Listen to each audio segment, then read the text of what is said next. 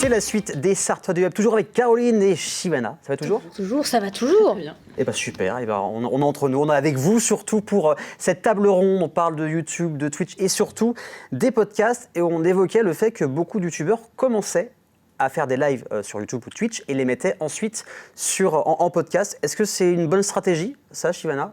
Je pense que oui, parce que comme je disais justement, il y a des personnes qui n'ont pas forcément le temps de pouvoir consommer le contenu directement et visuellement. Donc je pense que c'est quelque chose d'intéressant. Et puis forcément, si le format aussi s'y prête, par exemple, c'est sûr que s'il y a un gameplay, ça va être compliqué de faire ça.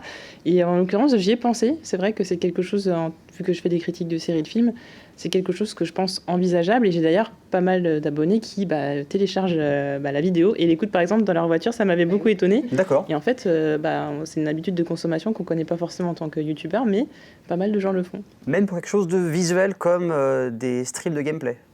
Ah oui, non, par contre, non. D'accord, c'est ça, vraiment, c'est ça. Après, ça peut être possible, avec les bruitages en voiture, on ne sait jamais.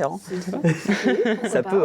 Alors, on parle de youtubeur, il y a Mathéo Sapin de la chaîne du Geek, qui est un youtubeur qui parle de pop culture, qui fait des émissions qui s'appellent les 100%, les 100% Marvel, Disney, Pixar, etc. Et qui cartonne, lui, sur Spotify en mettant ses émissions avec Landry directement en podcast. Donc, il y a ce qu'on appelle aussi le podcast natif, c'est les créations de podcasts qui ne sont pas des replays. C'est l'avenir des podcasts, c'est pour ça que moins en moins de gens regardent la télé à l'instant T, ils regardent beaucoup en replay. Le podcast, le replay, pour vous, c'est ça l'avenir de la consommation ?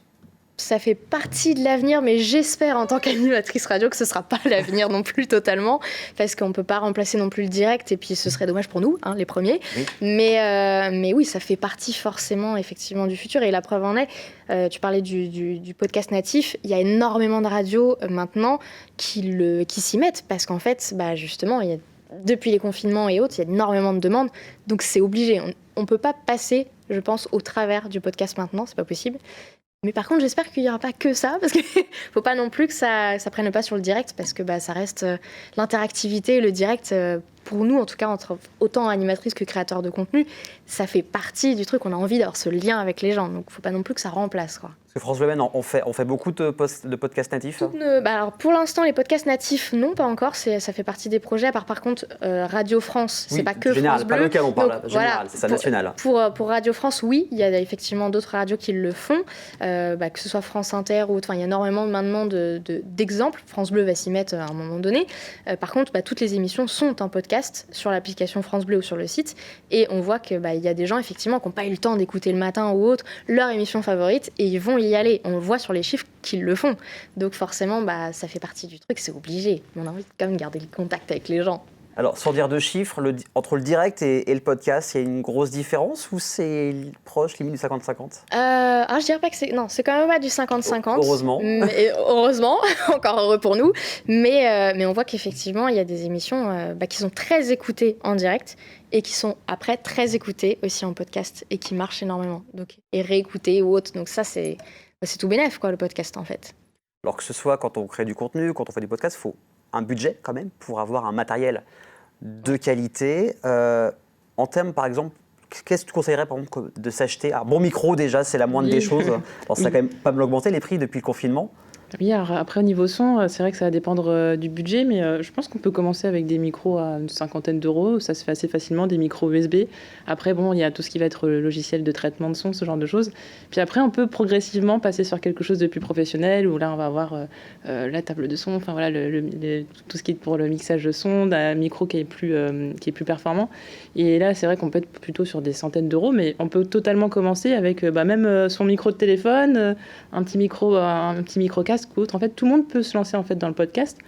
Il faut juste que le son soit un minimum propre et pas trop de bruit derrière. Surtout, l'environnement est très important. C'est le plus important. Mais sinon, tout le monde peut se lancer.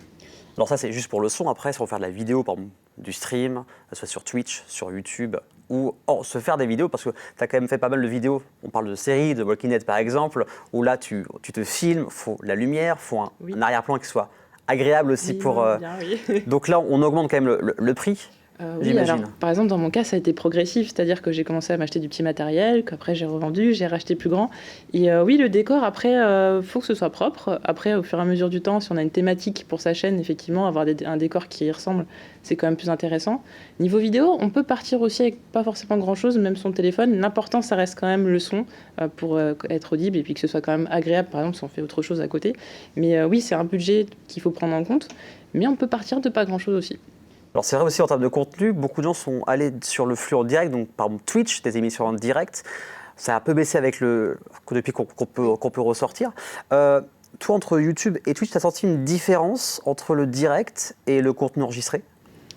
Oui, ouais. L'interactivité, c'est juste, comme tu disais, c'est vraiment, ça change tout. En fait, il y a le retour commentaire qui va être, par exemple, sur tout un contenu entier, donc par exemple dans mon cas 30 minutes ou 40 minutes, et là on a vraiment des discussions qui se font en direct, donc on va rebondir sur les questions des gens, et puis il y en a aussi qui n'osent pas forcément mettre des commentaires, et qui vont justement être plus dans l'interactivité en direct, et qui vont donner leur avis, mais puis même qui vont donner leur avis sur ce qu'on fait en tant que créateur, que ce soit des compliments, des choses gentilles, ou même des conseils pour la suite. Et c'est vrai que c'est très très différent, c'est un petit peu plus stressant pour le coup, c'est vrai, je trouve aussi. Mais il y a beaucoup de choses à faire, on peut faire un talk show, on peut faire du gaming, en fait il y a tout un tas de possibilités qui sont très très très différentes de YouTube, je trouve en tout cas. Et du podcast en direct aussi, on peut faire. Ça sera un mix des deux. Oui, c'est vrai, non, c'est complètement vrai. Mais en fait, je pense que c'est tellement diversifié qu'on peut faire tellement de choses qu'à un moment donné. Mais il y a un besoin d'interaction, c'est dingue parce que je vois par exemple sur TikTok, même des gens qui sont.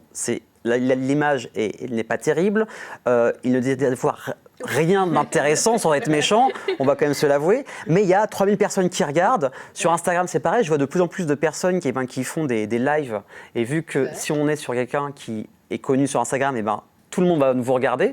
T'as remarqué ça aussi, une différence sur Instagram, sur ce côté interactif? Ah oui, ouais, énormément. Mais déjà, les confinements, forcément, ça a joué énormément. On avait besoin de ça. Il y avait besoin, puis en plus, les créateurs ont été encore plus créatifs, si c'était possible, parce qu'ils ont inventé des trucs, même les artistes se sont dit, j'ai plus le contact avec mes fans, donc qu'est-ce que je vais faire? Je vais faire des vidéos, je vais faire du live et tout.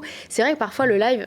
Oui, des fois, tu as des instants, enfin même des vidéos, la personne est dans sa chambre et puis on s'en fout, ça fait des millions de vues parce que le contenu est intéressant, parce qu'on se marre, parce qu'il y a un truc, il y a un partage, quoi. Et c'est vrai qu'il y a, regarde les Reels, ça a explosé grâce à TikTok, parce que TikTok a explosé grâce au confinement. Oui. Il y avait une bulle, vraiment. Donc oui, le contenu a changé sur Instagram et c'est de plus en plus sympa et de plus en plus diversifié, il y en a pour tout le monde, pour le coup. Et il y a des choses assez bizarres, même sur Twitter. Je rappelle, début de semaine, des personnes ont écouté quelqu'un compter jusqu'à l'infini en direct, juste en audio. Ouais, mais quand tu regardes les tendances TikTok, c'est pareil. Hein. Des fois, on se dit, voilà, je sais pas, c'est justement... Mais ça peut décourager les personnes qui nous regardent, d'essayer de créer des choses bien construites, des émissions qui font, 3 spectateurs en streaming. Et quand on voit d'autres personnes qui limite ont le téléphone en contrebas et ne disent rien d'intéressant, font 1000 personnes. Des fois, on se pose des questions par rapport à ça en termes de contenu. Oui, parfois ça peut décourager. Ça peut faire peur, c'est sûr. Mais j'ai envie de dire, nous les premières, de temps en temps, on se dit est-ce qu'on a une bonne idée ou pas? Parce que est-ce que ça va faire un flop ou pas? Mais il y a toujours cette partie où on va se faire plaisir, en fait. Tant pis, c'est pas grave, on se lance. Et justement, il y a des gens avec leur triple menton qui vont faire des millions de vues, juste en se disant, on fait des trucs bêtes, et voilà, en fait, juste parce qu'on rigole. Et moi, la première, je fais des boomerangs avec mon triple menton tous les 4 matins, et ça fait rire. Donc, c'est pas grave, en fait. Au contraire, faut se lancer, faut pas avoir peur. L'idée, c'est juste qu'il y a des gens derrière qui seront aussi fous que vous. Donc, c'est pas grave, allons-y. Mais oui. Pareil que Caro, je trouve que justement, c'est complètement décomplexé quand je vois TikTok. J'ai l'impression qu'on est reparti sur les premières vidéos YouTube où les gens se filmaient dans leur chambre ou en train de... la première vidéo, c'était par exemple au zoo. C'était des vidéos complètement basiques. Et en fait, on revient à ça, au naturel, à la personne qui a envie de se lancer comme ça. Je fais une petite vidéo de 2 minutes sur peu importe ce que c'est. Et je pense que les gens peut-être recherchent ça. Maintenant, j'ai l'impression plus de naturel, plus de spontanéité. Et peut-être et que je pense que le contenu qui est un peu plus construit, c'est peut-être réservé à une autre plateforme qui peut être YouTube, je pense. Et qu'on est sur 2 médias qui proposent des choses totalement différentes pour des publics qui sont du coup totalement différents aussi, je pense. Donc maintenant, au final, pour atteindre sa cible, pour répondre vraiment à cette question, c'est d'être authentique, transparent et ne plus jouer de rôle maintenant, c'est ça? En tout cas, ça dépendra de la plateforme. C'est complètement ça. Hein. Mais si c'est Instagram ou autre, on l'a bien vu. Hein. On était sur une période au début où tout était Ferrari et compagnie, et puis filtre à fond. Tout lisse et tout. Que du luxe et que du beau. Et que voilà. Et maintenant, les gens ne veulent plus de filtre, ils veulent tout simplement la personne, quoi. Donc, ça dépend. Et YouTube, c'est vrai que ce qui marche beaucoup, c'est parfois ce qui est très construit ou autre, quoi. On voit bien que Cyprien, par exemple, a changé et s'est dit, je vais faire des trucs hyper quali, hyper propres.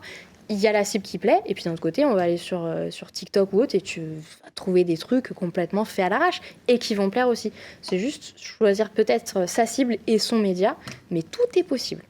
Donc quel conseil vous donneriez aux personnes qui veulent se lancer, créer, pour complémenter leur entreprise par exemple, pour atteindre leur cible, avec YouTube ou TikTok ou Instagram ou Twitch? C'est de se lancer, de faire plaisir, de partager, c'est ça? Je pense, et puis après, si vraiment on veut optimiser son audience, faut connaître. Maintenant, on a beaucoup d'outils justement pour permettre de connaître un petit peu sa cible. Donc, par exemple, si on sait que c'est 18-25 ans, ou si c'est plus jeune, moins de 18 ans, par exemple, on sait que ce sera plus TikTok. Plus 25 ans et un peu plus, ce sera peut-être plus YouTube. Mais après, il faut quand même s'écouter et faire ce qu'on aime. Mais on peut aussi adapter son contenu. Sur TikTok, il y a aussi des contenus qui sont construits. C'est pas forcément ceux qui fonctionnent le plus, mais il y en a aussi. Et justement, je pense que TikTok aussi, sa force, c'est qu'il y a beaucoup de diversité. Par exemple, moi, j'ai passé une vidéo, ça va être des gens en train de danser, après des gens qui sont en train de rigoler, et puis après ça va être de la cuisine, il y a tout, et en fait même des formats très construits, ils ont réussi à les adapter en format très court, et je pense que c'est aussi peut-être à nous aussi de nous adapter au format d'autres plateformes justement. Donc en fonction de ce qu'on fait, c'est l'adaptation en fait, je pense le maître mot, et de se faire plaisir. On va parler un peu de votre actualité, donc Caroline, tu es tous les week-ends. Tous les week-ends et les vendredis soirs aussi pour maintenant. La bande de l'Happy Hour où j'ai eu la chance de participer, c'est très sympa, on s'amuse bien. C'est vrai. Alors cette année, Xbox, il y a pas mal de changements en termes de création de contenu. Oui, alors maintenant on a notre émission mensuelle, donc le Xbox Wire. Donc c'est un rendez-vous dans lequel on va en fait parler d'actualité. Donc on a des invités, on va avoir des débats autour du jeu vidéo. On a aussi la Xbox Arena qui est donc tout ce qui est compétitif, parce que c'était quelque chose que les joueurs cherchaient beaucoup. Puis moi j'ai une petite rubrique dans laquelle je parle de mes jeux favoris, de temps en temps, petits jeux, gros jeux d'ailleurs. Et donc on se retrouve tous les mois. On n'a pas encore de date fixée chaque mois, mais en tout cas c'est un rendez-vous qu'on propose à tout le monde. Et sinon on a toujours des vidéos sur les actualités. Donc voilà, on essaie de faire un petit peu connaître aux gens donc les différents jeux qui sortent en ce moment, les petites astuces. On fait maintenant justement, on est sur TikTok, donc on fait des petits tutos. On essaie de s'adapter, c'est pas facile hein, comme format, mais des tutos, des astuces et puis surtout aussi des anecdotes, par exemple que les gens ne connaissent pas sur Xbox. Alors ça marche beaucoup. On parlait de formats qui cartonnent. Je pense à Chris Clippel, qui est journaliste pour le site Presse Citron, également Rockstar Mag et Naughty Dog Mag, qui fait lui aussi des anecdotes. C'est recherché, j'ai l'impression, tout ce qui est anecdotes et même anecdotes d'horreur, ça marche beaucoup sur TikTok. Alors, ce trait d'horreur, j'ai pas vu sur TikTok, mais je suppose que oui, parce que c'est quelque chose qui a fonctionné il y a pas très longtemps d'ailleurs, même sur YouTube. Et en fait, les gens, ils ont envie de prendre des informations, de connaître des choses pour pouvoir peut-être après les ressortir auprès de leurs amis. Mais en très peu de secondes comme ça, c'est consommer beaucoup d'informations en très peu de temps. Et je pense que les gens ont besoin justement de ce côté un peu rapide, pas fast-food, parce que je trouve c'est un petit peu dénigrant, mais justement l'information rapide et pouvoir après justement ressortir ça. Je pense que c'est une idée qui est intéressante. Et Xbox, du lourd qui arrive, hein. Halo Infinite qui sort, la grosse attente de cette année qui sort au mois de décembre, qui est une grosse communauté. Et le multijoueur qui est déjà disponible, donc essayez-le si vous avez le Game Pass. Surtout, n'hésitez pas, vous restez là toutes les deux, surtout toi parce que tu as ta chronique juste après, j'aurai peut-être un peu besoin de toi. N'hésitez pas à interagir sur twitch.tv/LMTVSart. Et pour rappel, toutes nos émissions sont disponibles sur notre chaîne YouTube LMTVSart. A tout de suite sur LMTVSart.